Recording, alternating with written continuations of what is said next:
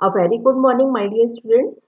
Welcome to the new session. Let us start with the 8th standard, chapter number 1, Sources of History. So, let's start here. In this chapter, we are going to study about the sources of history.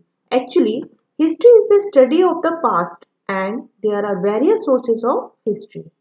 For the constructions of history, historical sources are very important. Historical sources help us to gain knowledge about the important events, inventions, cultural civilization, and many other aspects of the society.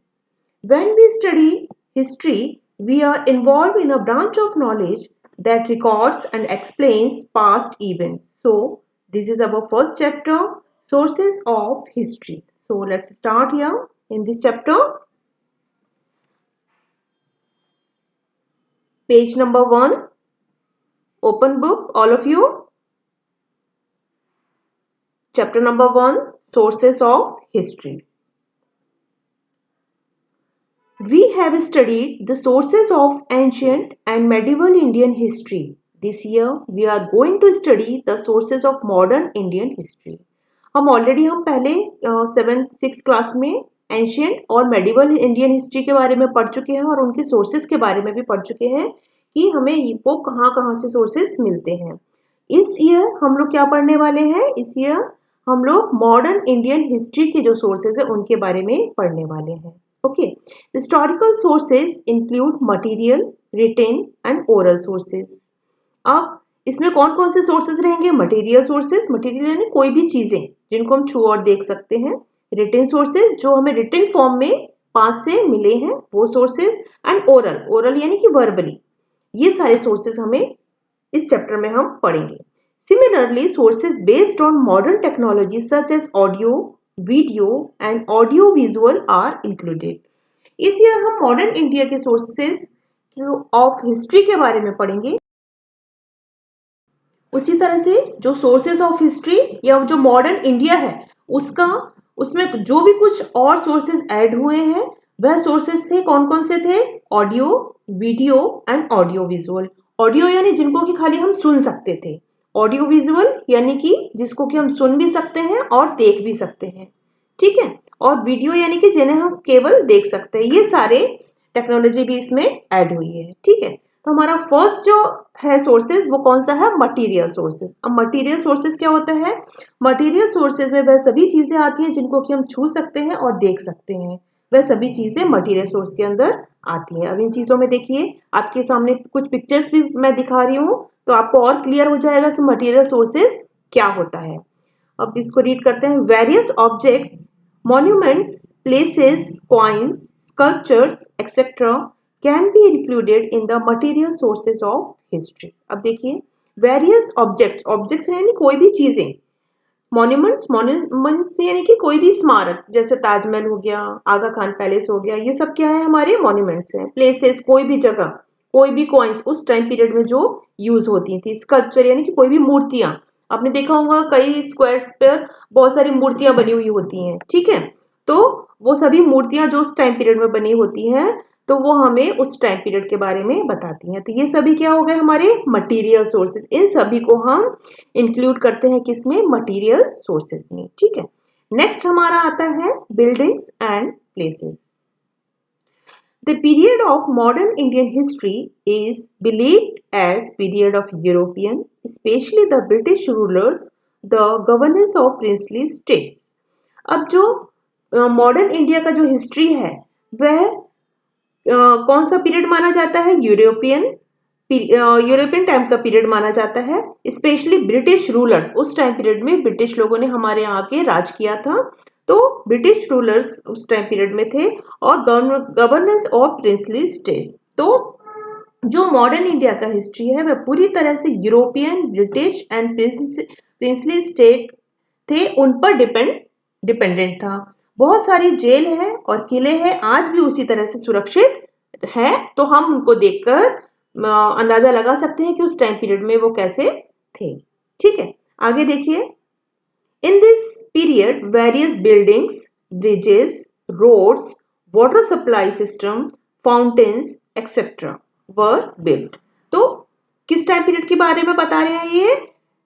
Modern India के history में, कब? जब Europeans थे, British rulers थे, उस time period में उन लोगों ने क्या क्या चीजें बनवाई?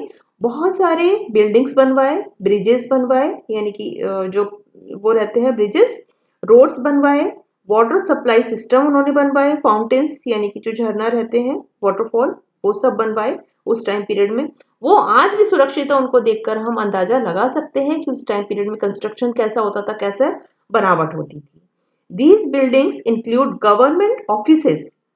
तो और इन सब में गवर्नमेंट के जो एम्प्लॉयज थे उनके रहने के लिए वहां पर गवर्नमेंट के जो एम्प्लॉयज थे उनके लिए वहां ऑफिसेस भी बनाए गए, और रेसिडेंस ऑफ ऑफिसर्स, और जो वहां के ऑफिसर्स थे उनके रहने के लिए घर भी बनाए गए। ठीक है। लीडर्स एंड रिवोल्यूशनरी, और जितने कांग्रेस वगैरह जो उस टाइम पीरियड में हमारी वो थी, उसके जो लीडर्स थे, और रिवोल्यूशनरी, रिवोल्यूशनरी यानी कि क्रांतिकारी थे, उन सभी के रहने के लिए भी वहां पर रेसिडेंशियल एरियाज और घर भी बनाए गए थे। Palaces of rulers of princely state, forts, prisoner etcetera. तो ये सभी पैलेसेस जहाँ पे प्रिंसली स्टेट वहां पे रूल करते थे, वो सभी फोर्ट्स, उस टाइम के बने हुए किले शायद आपने देखे भी होंगे, प्रिजन यानी कि जो जेल है, वह सभी उस टाइम पीरियड में जो बनाए गए हैं, ये सभी बिल्डिंग्स एंड प्लेसेस के अंदर आते हैं। Among these monuments, many buildings are intact even today। तो उन सब बिल्डिंग्स में बहुत सारी कुछ खराब भी हो चुकी हैं और कुछ आज भी एज इट इज वहां पर सुरक्षित हैं, उनको हम आज भी देख सकते हैं। Some are declared as national monument, और उनमें से कुछ को गवर्नमेंट ने नेशनल मॉन्यूमेंट्स के नाम में सुरक्षित संभाल कर रखा हुआ है। Whereas some are converted into museum, और उनमें से कुछ को कन्वर्ट यानी चेंज कर दिया है म्यूजियम के रूप में, जिसमें कि कोई भी लोग जाकर देख सकते हैं। For example cellular jail in Andaman, Andaman में जो सेलुलर जेल है उसको म्यूजियम के रूप में उन्होंने कन्वर्ट कर दिया है, जिसमें कि लोग जाकर देख सके कि कैसे उस टाइम पीरियड में जेल हुआ करती थी।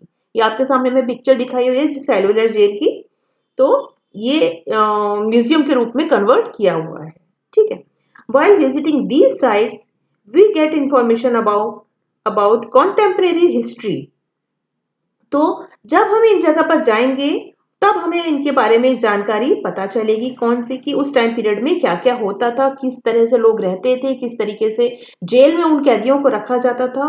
तो जब वहां जाएंगे तब हम उनके बारे में हमें जानकारी मिलेगी। अब उस टाइम पीरियड में आर्किटेक्चर कैसा था, nature of the monuments, and also the economic condition of that particular period. अब हम जब उस टाइम पीरियड में हम जाएंगे वहां पर, जैसे मान लीजिए मॉडर्न इंडिया हिस्ट्री के बारे में हम पढ़ रहे हैं, तो उस टाइम पीरियड में आर्किटेक्चर कैसे हुआ करते थे, बिल्डिंग्स को देखकर हम नेचर उसका पता लगा सकते हैं, और मॉन्यूमेंट का नेचर कैसा है, किस तरह की बनावट हुआ करती थी, इकोनॉमिक कंडीशन, वहां के जो कॉइन्स उस टाइम पीरियड के थे उनको देखकर हम ये अंदाजा लगा सकते हैं कि इकोनॉमिक कंडीशन कैसी थी, लोग किस तरह से पैसे कितना खर्च करते थे, कौन कौन से कॉइन्स थे उस टाइम पीरियड में, उनकी कंडीशन क्या थी उस पीरियड में। तो ये सभी हम अंदाजा लगा सकते हैं। Just as during the visit of cellular jail in Andaman, we get information about the revolutionary work of V D. Savarkar. जैसा कि अभी हमने बताया कि सेलुलर जेल में, अंडमान में जो कि सेलुलर जेल है, जहां पर किसको रखा गया था, वीर सावरकर, जो कि कौन थे, एक क्रांतिकारी थे, उनको वहां उस जेल में रखा गया था। तो जब हम वहां पर विजिट करेंगे हमें उनके बारे में काफी सारी नॉलेज मिलेगी। बाय विजिटिंग मणि भवन इन मुंबई, ऐसे ही मुंबई में मणि भवन है, वहां पर जाएंगे, और सेवाग्राम आश्रम एट वर्धा, वर्धा में सेवाग्राम आश्रम है। तो ये सभी पिक्चर्स आपके सामने में, ध्यान से देखिए। We get information about the history of Gandhian era.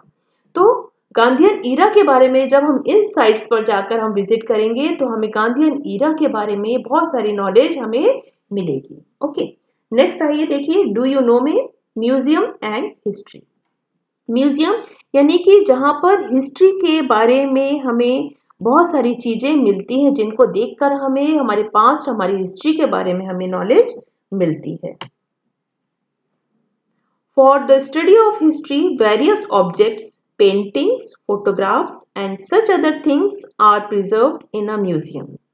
तो म्यूजियम में आप कभी शायद आप गए होंगे तो आपने देखा होगा वहां क्या क्या चीजें रहती हैं। बहुत सारे ऑब्जेक्ट्स रहते हैं जिनमें की पेंटिंग्स उस टाइम पीरियड की बनाई हुई कुछ फोटोग्राफ्स रहती हैं, कुछ कॉइन्स रहते हैं, कुछ उनके कपड़े रहते हैं, कुछ वो लोग जो हथियार यूज करते थे वो सब रखे। तो बहुत संभाल कर वो सब चीजें रखी हुई हैं हिस्ट्री में, क्योंकि आगे जो आने वाली जनरेशन है तो वो सब देखकर वो सारी चीजें म्यूजियम में जाकर देखे और उसको उस टाइम पीरियड के बारे में पता चले।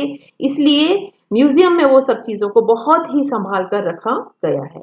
Eight the Aga Khan palace in Pune, Pune में जो आगा खान पैलेस है आपके सामने में पिक्चर है वो देखिए, आगा खान पैलेस है पुणे में। We can see different objects, वहां पर हम भी बहुत सारे ऑब्जेक्ट देख सकते हैं, बहुत सारे डॉक्यूमेंट्स हैं वहां पे जो हमें give information about the life of Mahatma Gandhi, जो हमें किसके बारे में इंफॉर्मेशन देती है, महात्मा गांधी की लाइफ के बारे में। क्योंकि जो ये आगा खान पैलेस है पुणे में, इसमें पूरे महात्मा गांधी के बारे में बताया गया है और उनसे रिलेटेड चीजें वहां पर उस म्यूजियम में रखी गई हैं, आगा खान पैलेस जो पुणे में है।